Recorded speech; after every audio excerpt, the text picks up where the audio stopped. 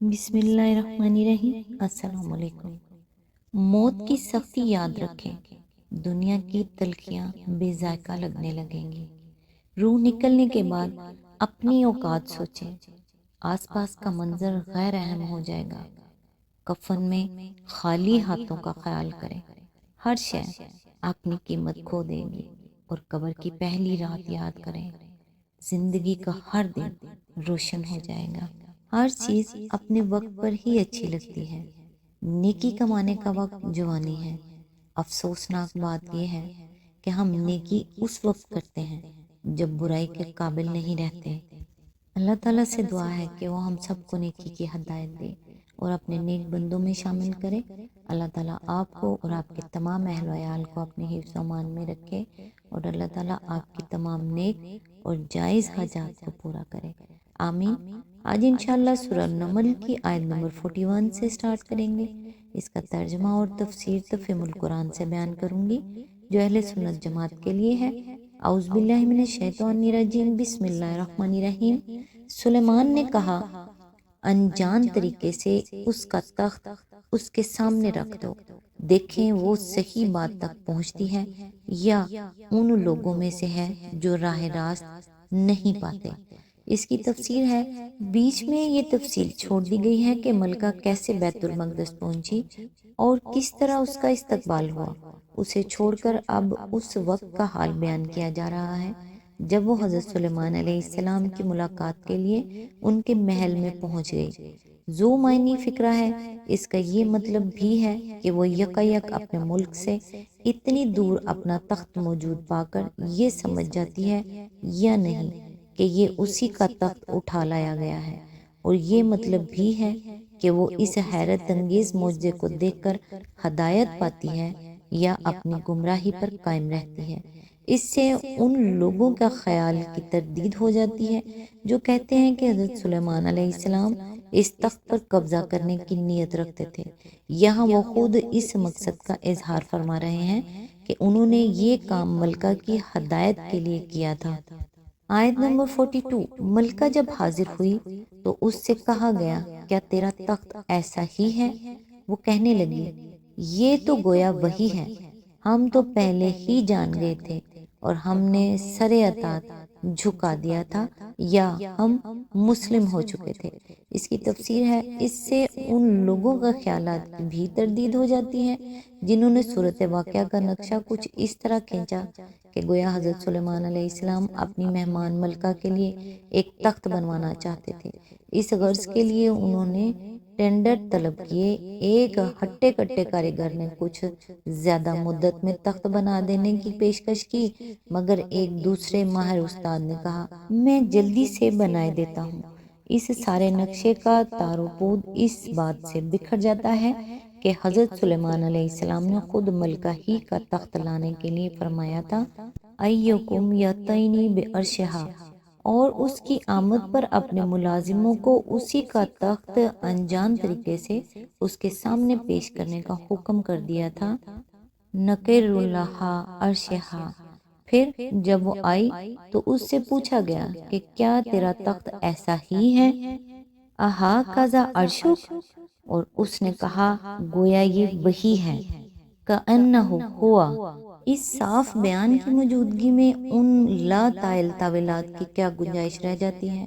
اس پر بھی کسی کو شک رہے تو بات کا فکرہ اسے مطمئن کرنے کے لیے کافی ہے۔ آیت میں لفظ ہے، یا ہم مسلم ہو چکے تھے، یعنی یہ معجزہ دیکھنے سے پہلے ہی سلیمان علیہ السلام کے جو اوصاف اور حالات ہمیں معلوم ہو چکے تھے، ان کی بنا پر ہمیں یقین ہو گیا تھا کہ وہ اللہ کے نبی ہیں، محض ایک سلطنت کے فرمانروا نہیں ہیں۔ تخت کو دیکھنے اور گویا یہ وہی ہے کہنے کے بعد اس فکرے کا اضافہ کرنے میں آخر کیا معنویت باقی رہ جاتی ہے؟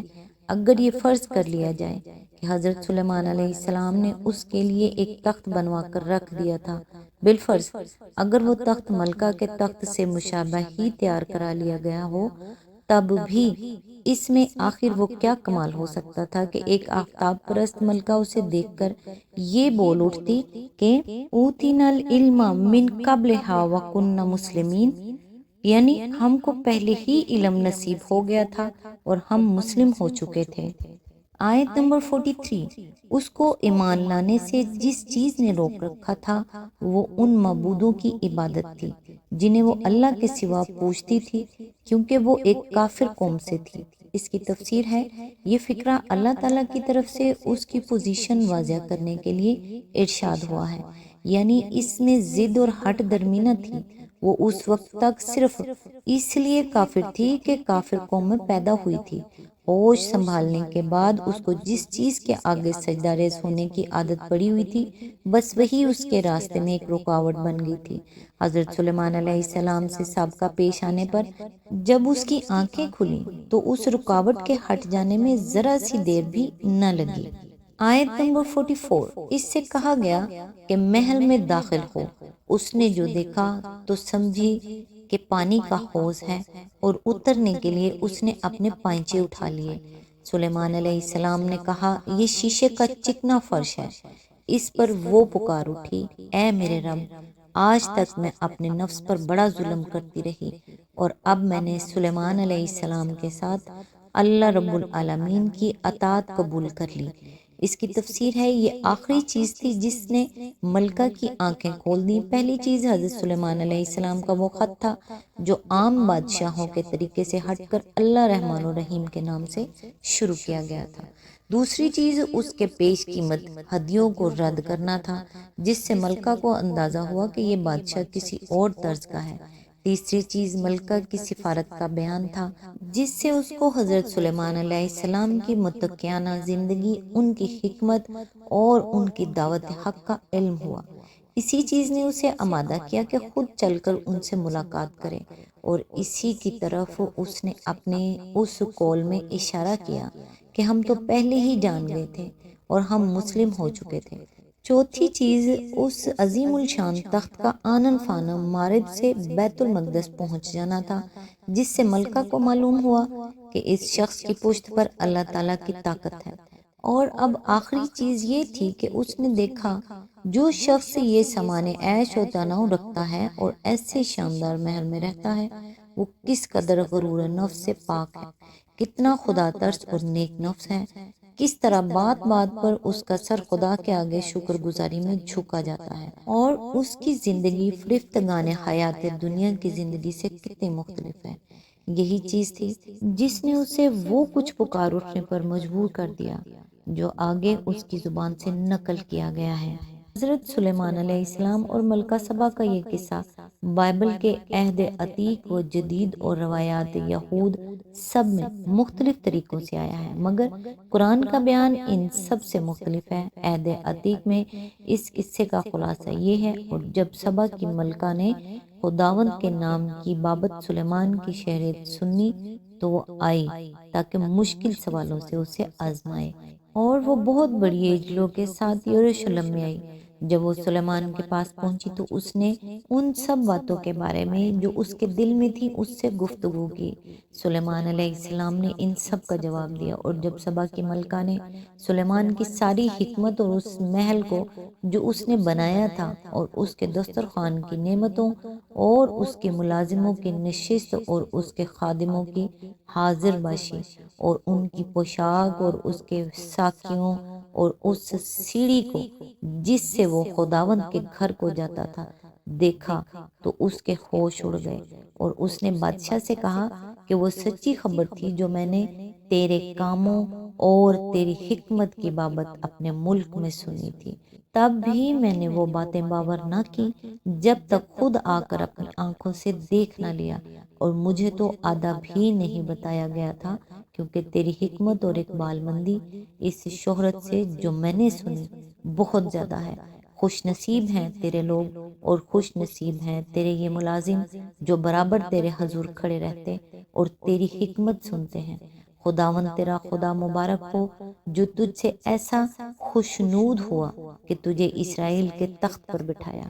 اور اس نے بادشاہ کو 120 قنطار سونا اور مسالے کا بہت بڑا انبار اور بیش بہا جواہر دیے، اور جیسے مسالے سبا کی ملکہ نے سلیمان بادشاہ کو دیے ویسے پھر کبھی ایسی بہتات کے ساتھ نہ آئے، اور سلیمان بادشاہ نے سبا کی ملکہ کو سب کچھ جس کی وہ مشتاق ہوئی اور جو کچھ اس نے مانگا دیا۔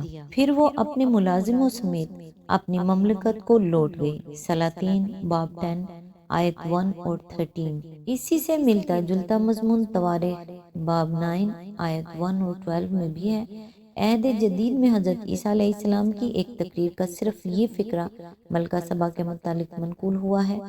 دکن کی ملکہ عدالت کے دن اس زمانے کے لوگوں کے ساتھ اٹھ کر ان کو مجرم ٹھہرائے گی، کیونکہ وہ دنیا کے کنارے سے سلیمان علیہ السلام کی حکمت سننے کو آئی، اور دیکھو یہاں وہ ہے جو سلیمان سے بھی بڑا ہے۔ متی باب 12 آیت 43، لوکا باب 11 آیت 31۔ یہودی ربیوں کی روایات میں حضرت سلیمان علیہ السلام اور ملکہ سبا کا قصہ اپنی بیشتر تفصیلات میں قرآن سے ملتا جلتا ہے۔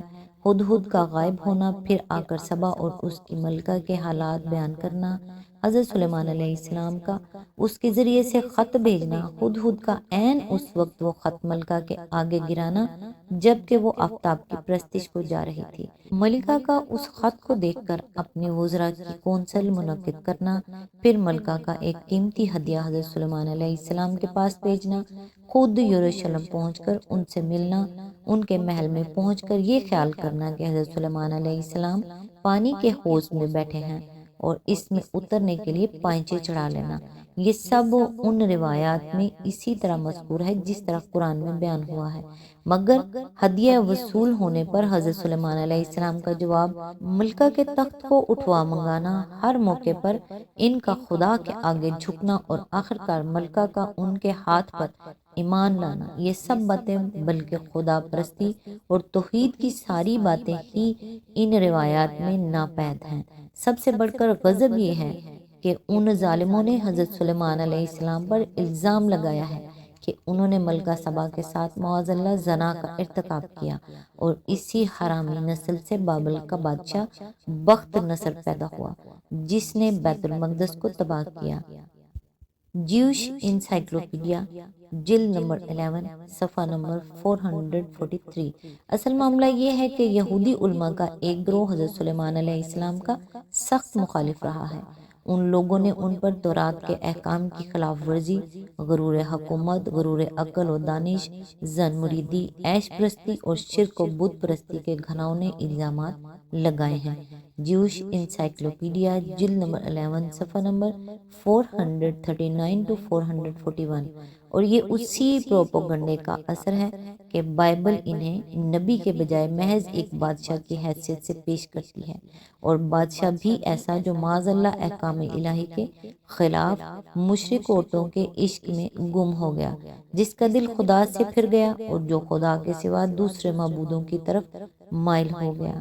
سلاطین باب 11 آیت 1 اور 11۔